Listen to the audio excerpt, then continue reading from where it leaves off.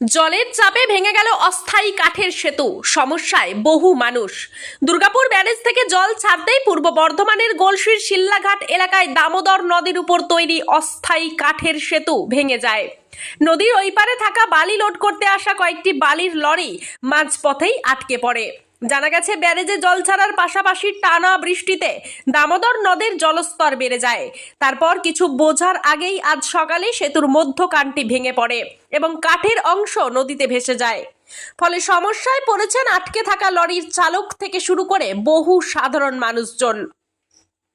স্থানীয় সূত্রে জানা গেছে, নদীর ওই পার থেকে এপারে এবং এই পার থেকে ওই পারে প্রতিদিন বহু মানুষ যাতায়াত করেন এই অস্থায়ী সেতু ব্যবহার করে। তাই সেতুটি ভেঙে যাওয়ায় এখন কার্যত যোগাযোগ বিচ্ছিন্ন হয়ে পড়েছে সমগ্র এলাকা। ব্যুরো রিপোর্ট, সোজা কথা নিউজ।